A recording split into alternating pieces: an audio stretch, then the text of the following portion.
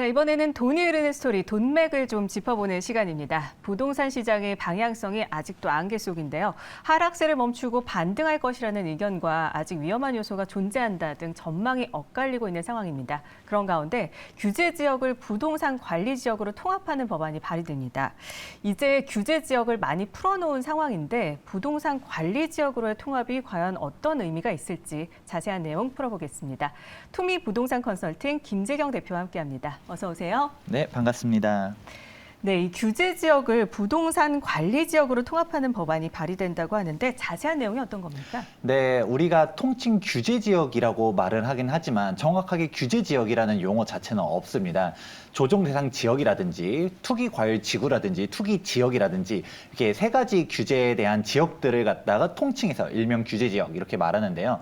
그런데 이제 이거 어떤 사항들이 어떤 규제에 들어가는지 일반 개개인들은 정확하게 잘 알기가 어렵습니다. 그렇다 네. 보니까 부동산 관리 지역이라는 걸로 묶어가지고 우리가 부동산 관리 지역으로 지정됐다라는 식으로서 통합 관리하도록 하겠다라는 게 전체적인 초안입니다. 네, 그렇다면 부동산 규제 지역 개편 방향이 어떤지 표를 가지고 좀 살펴서 자세히 설명을 좀 해주시죠.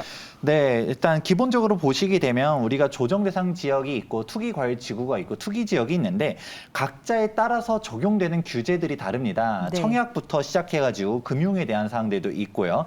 그리고 세제에 대해서 그리고 분양권에 대한 그런 부분들이 각각 이렇게 나눠져 있는데 이 부분을 갖다가 통합하도록 하겠다. 근데 정확하게 어떤 식으로 통합하겠냐라는 부분 나왔으면 이제 부동산 관리 지역이라고 하는데 예를 들어 1단계다라고 하면 청약에 대한 부분들을 묶는다든가 그리고 2단계다라고 하게 되면 각종 세금이라든지 아니면 분양권이라든지 입주권에 대한 규제들을 묶도록 하겠다라는 안이 이번에 나왔습니다. 네, 그렇군요. 사실 현재 조정 대상 지역, 투기 과열 지구, 투기 지역이 각각 어떤 규제가 있는지 좀 헷갈리는데 어떻게 다른 건가요? 네, 그러면 일단 기본적으로 현행에 있는 규제는 어떤 식으로 적용되는지를 알아보시면 좋을 것 같은데요.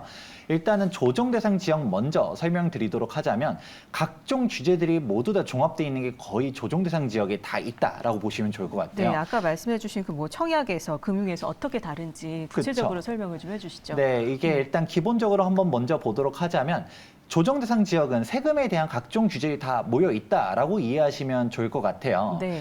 우리가 대표적으로 들어봤었던 실거주 의무.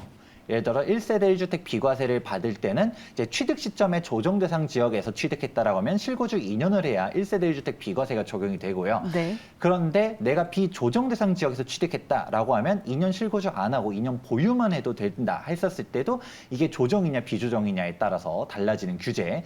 그리고서 또 이제 양도소득세에서도 또 적용되는 규제 중 하나가 일명 양도했었을 시점에 양도세 중과가 적용되는 규제도 조정 대상 지역에서 적용이 됩니다.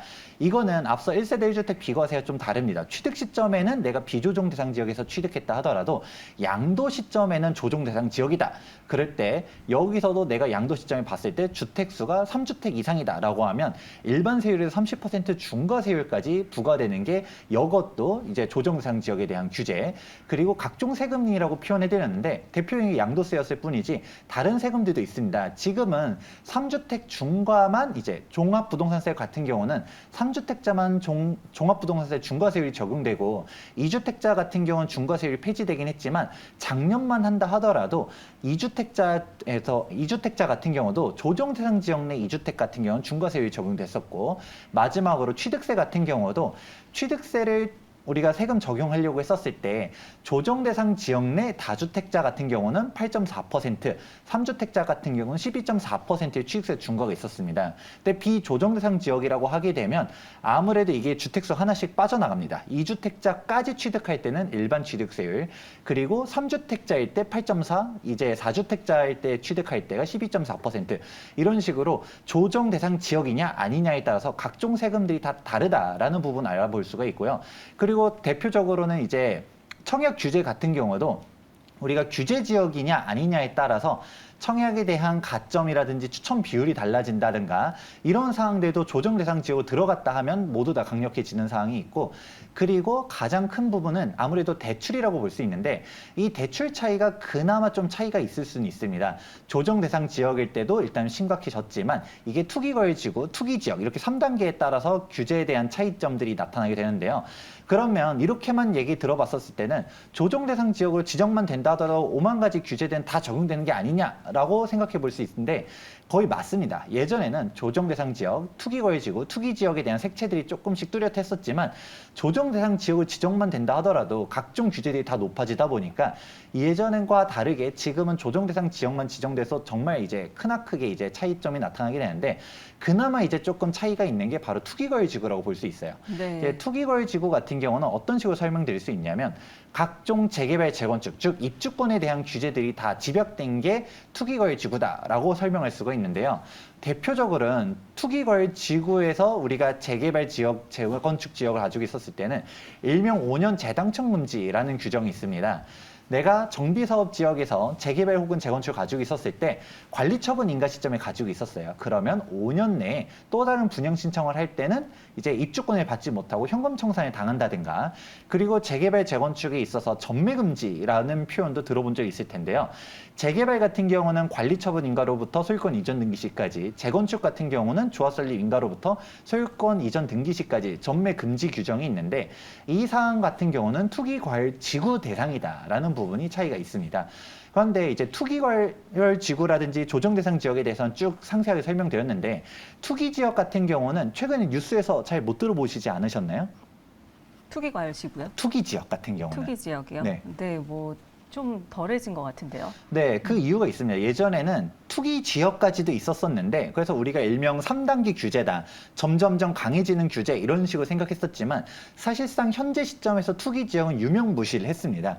왜냐하면 이 투기 지역이라는 거에서 그나마 유의미했었던 게 대출 규제를 보다 강력하는 게 투기 지역에 대한 역할이었는데 하지만 이제 대출 규제가 점점점 강해지다 보니까 사실상 투기 과열지구라든지 투기 지역이라든지 차이가 없다 보니까 그래서 이제 2019년도까지만 하더라도 투기 지역을 유지를 했었다가 그 이후로는 신규 지정을 안 하고 그냥 해제만 하는 부분이 사실 이렇게 규제 차이가 어떤 게 있는지 잘 모르기 때문에 사실상 투기 지역이 지정됐다 했을 때도 사람들이 체감적인 영향은 없음에도 불구하고 뭔가 강력한 게 있나?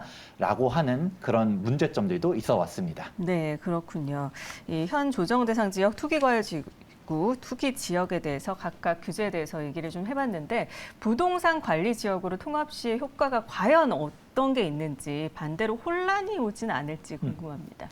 우선은 효과 관련해서 먼저 설명드리자면 딱 제가 설명드렸었던 것처럼 조정 대상 지역, 투기과열지구, 투기지역 이렇게 3단계 규제를 일반인들은 보통 가면 갈수록 더 강력해지는 규제다라고 이해를 하는데 현실적으로 보면 그렇지 않습니다. 대표적으로 투기지역 같은 경우는 유명무실한 규제가 되어버렸고 그리고 조정 대상 지역으로 지정만 된다 하더라도 각종 규제들이 동시에 다 적용이 되다 보니까 이제 큰 혼란이 있다라고 볼 수가 있는데요. 그럼 이렇게 통합해서 움직여지게 되면 일단은 편하다라고 볼 수가 있죠. 보통은 우리가 투기 지역 지정되게 되면 뭐가 효과가 있지? 어떤 거는 투기 지역에서는 강하고 어떤 거는 투기 거래지구가 강하고 어떤 건 조정 대상 지역이고 이걸 개개인들이 알기가 어려운데 부동산 관리 지역을 통합하게 됐었을 때 그리고 정부 안을 보았을 때 1단계로 적용되게 되면 청약에 대한 사항들만 묶어버리죠. 그러면 부동산 관리 지역 1단계는 청약에 대한 규제들이 적용되는 거야 라고 이해할 수가 있을 거고 2단계로 적용되게 되면 각종 세금이라든지 입주권에 대한 규제들이 적용되는 거야. 이게 통합적으로 이해할 수가 있기 때문에 아무래도 이런 이해도에 대해서도 훨씬 더 편해질 수 있다고 볼 수 있습니다. 그리고 두 번째 효과 같은 경우는 기자님 같은 경우는 혹시 주거정책심의위원회라고 들어보셨나요? 네, 들어봤습니다. 언론에서도 정말 많이 다뤘었고 그래서 일명 주정심 이렇게로 얘기하는데 이 주거정책심의위원회에서 일명 조정대상 지역과 투기과열지구를 결정하는 게 주정심이 하는 역할입니다. 그런데 다음 질문 한번 드려볼게요. 부동산 가격안정심의위원회 같은 경우는 들어본 적 있으신가요? 네, 뉴스를 얼핏 들어봤는데 어떤 일을 구체적으로 하는 걸까요? 이 부동산 가격안정심의위원회는 잘 못 들어보신 분들이 많으실 거예요. 그러면 주거정책심의위원회랑 어떤 차이점이 있느냐에 대해서 알아보면 좋을 것 같은데 네. 앞서 설명했던 것처럼 가장 중요한 규제가 조정대상 지역과 투기거래지구라는 설명해드렸는데 이거는 일명 주정심에서 결정합니다. 그런데 부동산 가격안정심의위원회 같은 경우는 투기지역에 대한 결정 권한이 있거든요. 그렇게만 본다 하더라도 투기 지역이 유명무실해졌는데 이거를 심의위원회가 두 군데야? 라는 부분에 대해서도 약간 혼선이 있을 수가 있고요. 그리고 이 심의를 하는 주체가 다릅니다. 주거정책심의위원회 같은 경우는 국토교통부에서 주관을 하는데 부동산 가격안정심의위원회 같은 경우는 기획재정부에서 주관을 하거든요.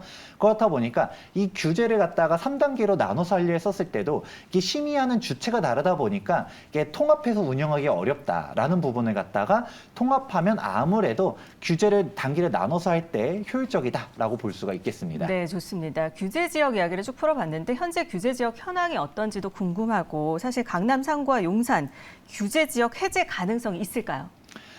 이 부분도 정말 중요하다고 볼 수 있을 텐데요. 현재 규제 지역 같은 경우는 강남 상구와 용산이 조정 대상 지역과 투기 과열 지구로 묶여 있고 그 외로는 모두 다 비조정 대상 지역으로 선정되어 있는 현황입니다. 그렇다 보니까 각종 규제들이 지금 강남과 용산에만 쏠려 있다라고 볼 수 있는데요. 그러면 그 다음으로 사람들이 물어보는 게 강남도 규제 지역을 풀어줘야 되는 게 아니냐라는 목소리들이 있을 수 있습니다. 왜냐하면 작년 같은 경우에 정말 부동산 경기가 안 좋았고 지금 같은 경우도 강남권역 같은 경우는 반등을 했다라고 보긴 하지만 현실적으로는 좀 봤을 때 이전보다는 부동산 시장이 별로 안 좋다 보니까 강남 사람들도 규제가 너무 과도하다, 풀어달라라는 목소리가 있습니다.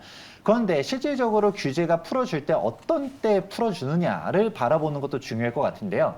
대표적으로 알 수 있는 케이스가 바로 둔촌주공이라고 볼 수 있습니다. 네네. 둔촌주공이 일반 분양했었을 때 당시 미분양 난다라는 이제 우려들이 많았다 보니까 이 둔촌주공의 분양 성과를 살리기 위해서 그때 당시 강동구가 포함돼 있었던 둔촌동의 그 이하 지역들 규제 지역을 다 풀었거든요.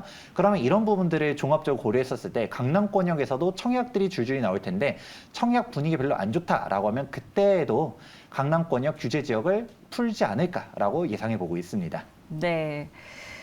네. 지금까지 뭐 전국 아파트 실거래가 지수도 10개월 만에 반등을 하긴 했는데 그 얘기는 다음 주에 또 얘기를 나눠보도록 하겠습니다. 시간 관계상 투미 부동산 컨설팅 김재경 대표와 함께 부동산 시장 규제와 관련해서 또 발의된 법안에 대해서 어떤 영향이 있는지 살펴봤습니다.